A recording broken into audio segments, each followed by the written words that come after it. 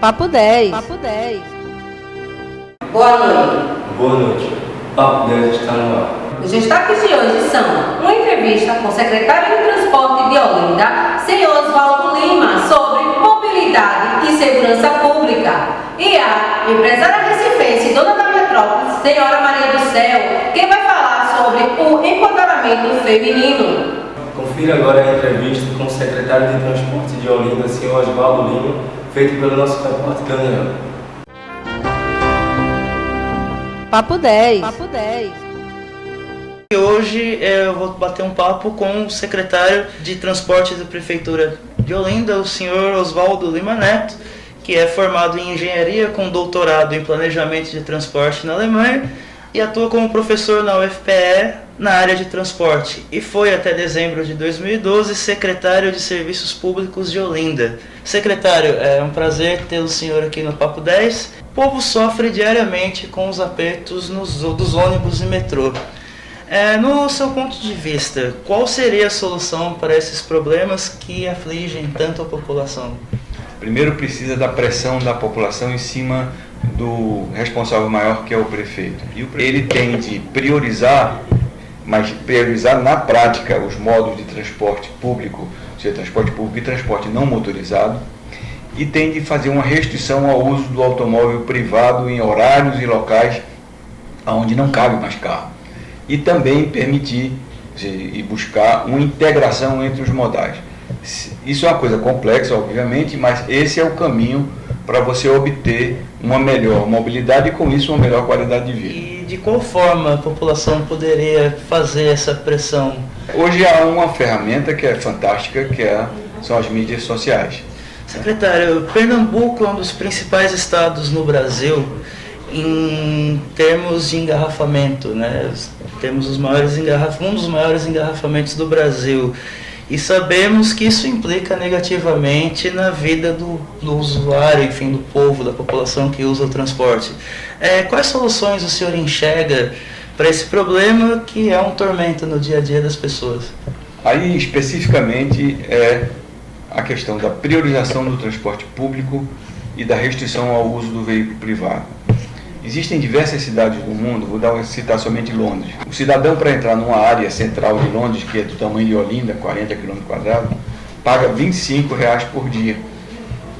Esse dinheiro vai para um fundo e esse fundo é utilizado para melhorar o transporte público e melhorar o transporte não motorizado. Fez com que cerca de 30% dos que usavam o carro para ir ao trabalho passaram a não usar, passaram ou ir de bicicleta, ou ir de táxi, ou pegar o transporte público. Então, para reduzir os congestionamentos, não há outra forma senão priorizar o transporte público, dando qualidade, fazendo faixas exclusivas, ou mesmo pistas exclusivas ou faixas, e restringindo o uso de automóvel em determinados locais e horários. Pode ser através de pedágio, pode ser através de uma delimitação de uma área, como Londres foi feita. Boa parte da região metropolitana, já passando para um outro problema, passa por grandes inundações quando ocorre algum volume maior de chuva, né? Isso tem sido muito frequente, inclusive até as redes sociais refletiram muito isso, né? Seria um despreparo dos municípios essa recorrência? A gente tem de saber que a gente mora num local que praticamente está no nível ou abaixo do nível do mar. O fato é que já é essa precariedade e o sistema de drenagem é muito ruim, seja em Recife, seja em Olinda, porque de forma engenharia resolve o problema. Amsterdã é uma cidade que também está nas mesmas condições da gente, ou seja, no nível praticamente do mar, etc. E lá eles resolvem o problema. Então é necessário encarar seriamente de que forma? Fazendo planos de macro e de micro drenagem e dando conta do recado. Há uma parcela de culpa grande também da falta de educação da população. A população costuma jogar tudo, não no lixo, na rua. Aí vai ter que haver uma campanha educativa muito séria, né, em cima da população, e o governo também fazer sua parte, limpando, ampliando. Falando de outra polêmica, né? essa questão da segurança das mulheres contra o assédio nos ônibus. Como o senhor vê essa questão? Dentro da sua experiência, o que o senhor poderia apontar como uma solução, como uma ideia de... E é um problema de difícil solução, porque nós temos uma cultura, infelizmente, machista. Você vê ainda impregnado na sociedade uma coisa horrorosa dessa. O poder público tem a obrigação de garantir o direito das mulheres de ir, de vir, de se locomover, de fazer o que quer, ou seja, se vestir como quer, né? Isso é um dever do poder público. Então é uma questão que envolve aí, obviamente, não só um esforço, vamos dizer assim, de uma postura dos líderes no sentido de educativo, de estar dizendo como deve ser o comportamento das pessoas frente a esse problema, mas também deve garantir através de polícia, né, mesmo uma segurança para ela. Mas eu acho que eu sou muito mais pelo, como está dizendo, tentar melhorar as condições de segurança, né, com esses mecanismos eletrônicos que se dispõem hoje, para dar segurança à mulher, né? E fazer com que também incentivar elas a denunciar isso. Qual a opinião do senhor sobre essa briga que está tendo aí? Inclusive em São Paulo a gente teve até casos de violência mesmo, né, literal. Essa relação aí entre Uber versus táxi, como o senhor vê essa problemática? Eu quero logo esclarecer que eu sou contra essa questão do Uber. Por quê? Apesar de ser uma questão muito atrativa para o momento, o que é que acontece hoje? O Uber pratica uma tarifa quase metade da do táxi, né? Por quê? Porque as pessoas que estão trabalhando nisso não vivem daquilo, estão fazendo bico ali, estão usando o carro de alguém, ou seja, para a pessoa que usa é ótimo, eu pago 15 reais, agora ele não está sabendo por quem está sendo transportado, ele não tem nenhuma segurança daquilo, tá? Você tem um aplicativo que você não sabe, está nas nuvens hoje, né? Você bota nas nuvens o negócio.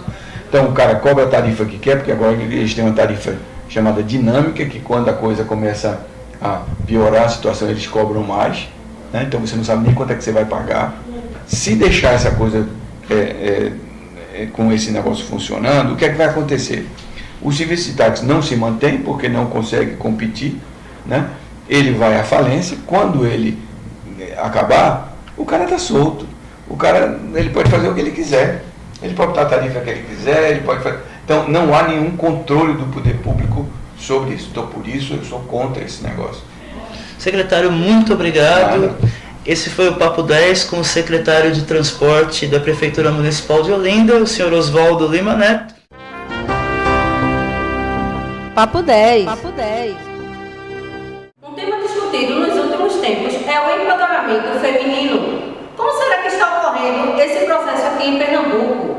Confira a entrevista com a empresária Maria do Céu sobre o tema com o nosso repórter Alisson Barbosa. Papo 10. Papo 10. Maria, você como uma grande empresária e por abraçar um grande público LGBT aqui no nosso estado, você já sofreu algum tipo de preconceito, também pelo fato de ser mulher? Olha, preconceito por ser mulher, você já vai sentindo dentro de casa, né? Quando os meninos podem as coisas, as meninas não. E eu sempre quis tudo igual. Mas por que não? Eu também posso. Pode sair e chegar tarde, eu também posso. Por que eu tenho que chegar mais cedo, sabe? Então, eu sempre lutei por esse lugar, que é o lugar que eu quero estar. E preconceito ele existe, né? O preconceito ele existe para tudo que é lado. Dentro da própria população LGBT existem os preconceitos. Hoje eu percebo uma união bem maior também, inclusive abraçando a causa das pessoas trans, das travestis, né? A bandeira mesmo de frente nossa, porque a gente sabe o quanto de preconceito essa população passa só. Se você falar assim o preconceito, eu lido com preconceito numa boa, no sentido de que eu acho que eu tenho que educar essa pessoa. Não é? A pessoa que tem aquele preconceito já diz, é uma falta de informação, é uma falta de empatia com o lugar do outro. Então eu sempre procuro educar. E geralmente a gente consegue. Não é? Geralmente consegue. Maria, uma questão bem polêmica no nosso país. Qual a sua opinião sobre o aborto? Olha, aborto, eu acho que o aborto deve ser legalizado, deve ser discutido, tá? Eu não sou a favor, dizer assim, eu sou a favor do aborto. Não, não sou mãe de 4 filhos, mas eu acho que a mulher, quando ela não pode, quando ela não tem condições, quando ela não quer ser mãe, ela tem o direito sim de uma política pública de saúde, onde ela vai poder fazer tranquilamente o seu aborto.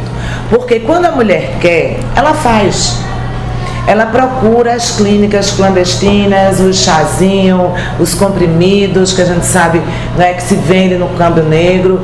Muitas vezes, todas as vezes, quando a mulher vai fazer um aborto clandestino, ela está correndo sério risco de vida, né, e é um silêncio que existe. E geralmente, quando há casos de complicação, acaba que a mulher é atendida no Sistema Único de Saúde, no SUS, pelo SUS. Por que esse SUS já não recebe essa mulher, esse caso, já não acolhe esse caso? Então eu acredito que a gente tem que debater isso e legalizar sim o aborto. O meu partido, o PPS, é um partido que é a favor da legalização do aborto, e de forma séria, criteriosa, cuidadosa, acolhedora, não é? E não julgando, porque quem cuida, quem vai ter, quem sabe, não é, do seu lugar, e são as mulheres, entendeu? Então eu acho que é uma decisão da mulher, e isso é uma política pública da mulher sim, que deve ser discutida.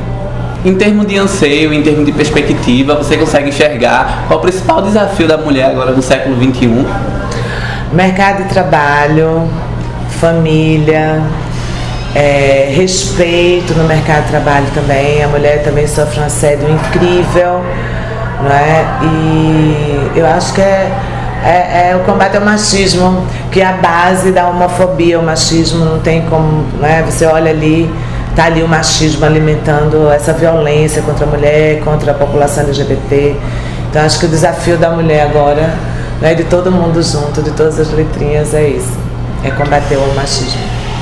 Muito bem, muito obrigado, Maria, por nossa conversa, por aceitar nosso convite, por receber obrigada aqui. A vocês, espero muito que vocês tenham, sei lá, a gente tenha conseguido tocar de alguma forma, plantar alguma sementinha, porque é um trabalho de universidade, é importantíssimo esses trabalhos, eles marcam a gente, né, e eu espero que esse também seja um desses que a gente leve para a vida. Com certeza, muito obrigado. Nada. Papo 10. Papo 10. Essa foi mais uma edição do Papo 10. Agradecemos a você e te esperamos na próxima edição. Boa noite. Boa noite.